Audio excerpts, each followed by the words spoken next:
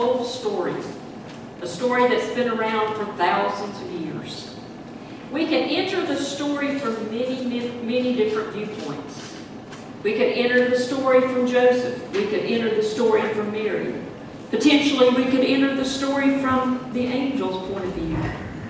But today, I want us to think for a bit about the shepherds. The shepherds were common and ordinary people, just like you and I think of ourselves as being just common, ordinary people.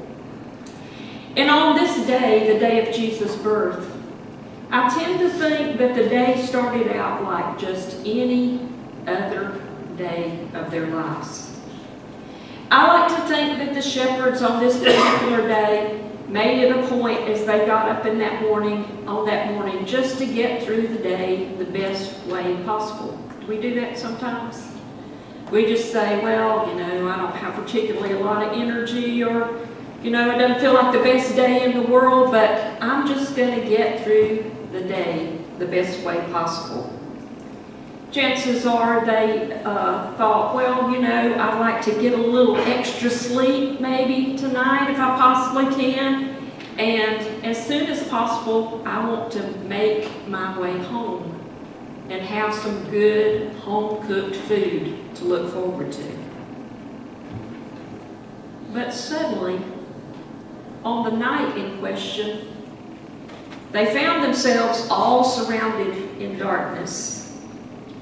But suddenly all that was common and ordinary came to an abrupt sort of halt. For you see, there's nothing common and ordinary for any person on the face of the earth that involves an angel appearing in the night. I have a feeling that they were jolted from their rest. And in that state where they are just beginning to sort of wake up, they're sort of between awake and asleep kind of state, they probably could only initially take in the fact that something was different. Something was off kilter. Something wasn't just exactly right. And then in a moment, they were potentially awake in a state of alarm, not knowing exactly what they were to do. And for shepherds who were out in the fields at night, states of alarm were not altogether uncommon, because their job was to sort of sleep with one eye open, to be able to get as much rest as they could, but to be sure that they were on alert if some potential threat came up, like a wolf coming up to try to steal one of the sheep. Chances are they had had many of those occasions in their years of tending sheep. Times of having to wake up suddenly and take care of a sheep, fending off some animal that would try to make away with one of them. So in their momentary time of alarm, they paused, and they heard an angel say to them, "This is good news." Good news, don't we all wait and hope for it every single solitary day of our lives? Imagine dirty, smelly shepherds tending every day to dirty, smelly sheep, but coming to realize that they of all people have been chosen by God to be a part of God's miracle.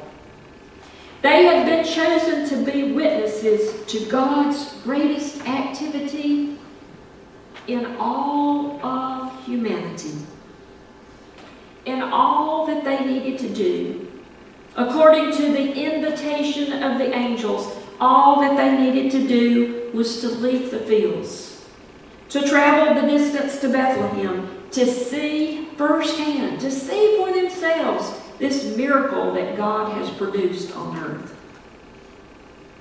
There is blessing, I would say, in that single, solitary instant that an angel showed up. Most of us would cherish that moment for all of our days, wouldn't we?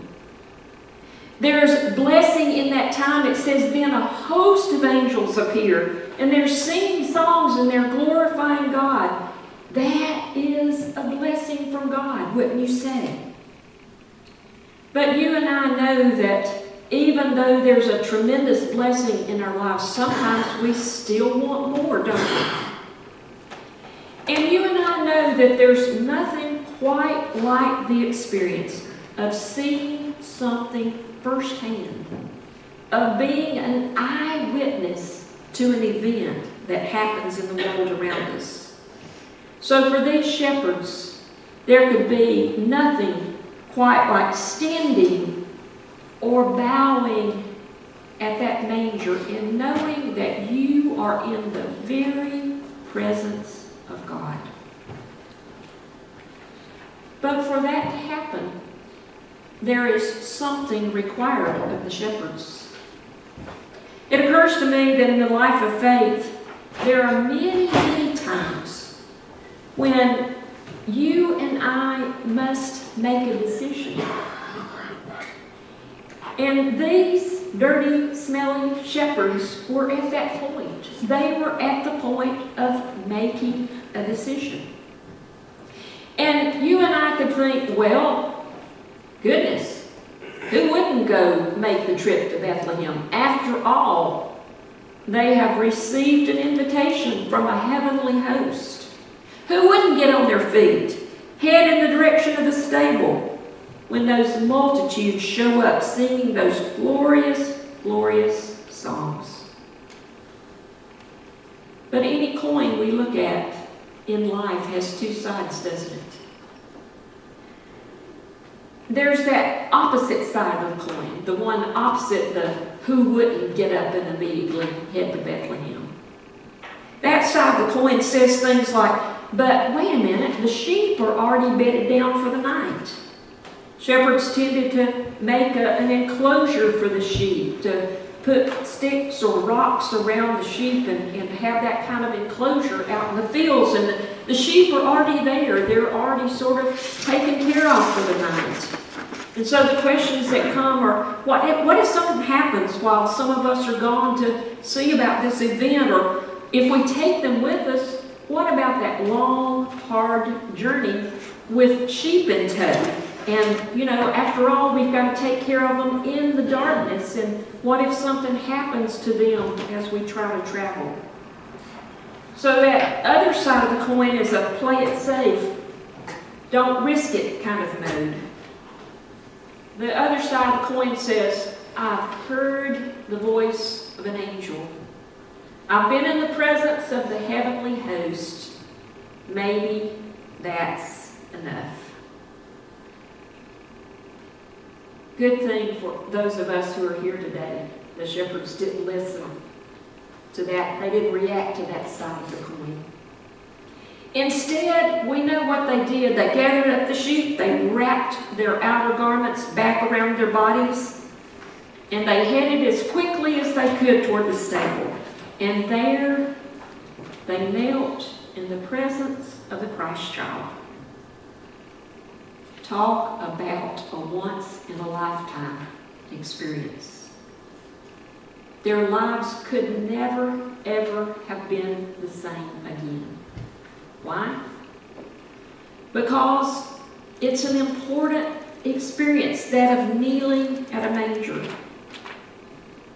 It's a life-altering experience, being in the presence of God. It is the most important of life experiences to witness the greatest miracle on earth. No one, not a single solitary person, could simply go back to the fields and be unchanged. Instead, the shepherds got the message. The message from the angel was about this baby in a manger. It was about good news of great joy. But there were really two parts to that message. Good news of great joy. But the last part of that message is, which shall be to all people. Which shall be to all people. You see, the shepherds immediately understood that this experience in a manger was not just for them. This experience that they were privileged to be a part of was not simply to prop them up and to nurture them in their lives of faith. This experience in a manger was not something just to brag about, to make them feel good about themselves.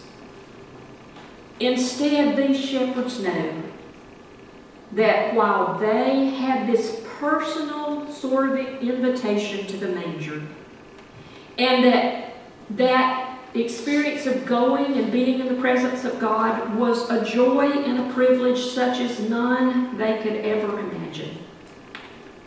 But they understood that along with joy and privilege almost always comes responsibility. How many times have you been told that in your life? Along with a sense of giftedness, along with a sense of privilege, along with a sense of having been given something, a talent or something, there is the responsibility to share, to make something of it, to give something out of it beyond yourself.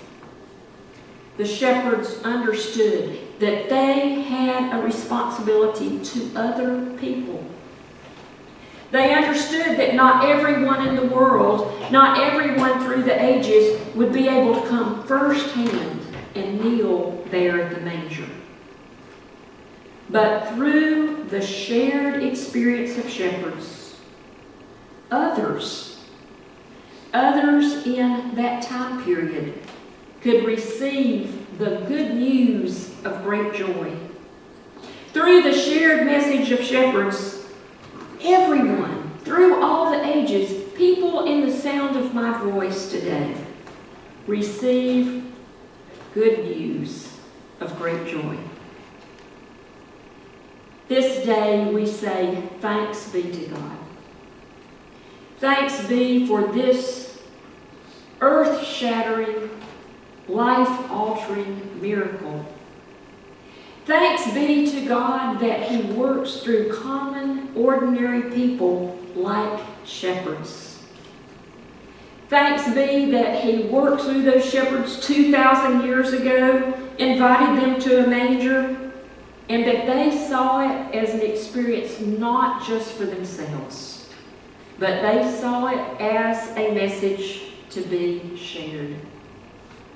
The greatest part of this story is that word about good news of great joy, which shall be to all people.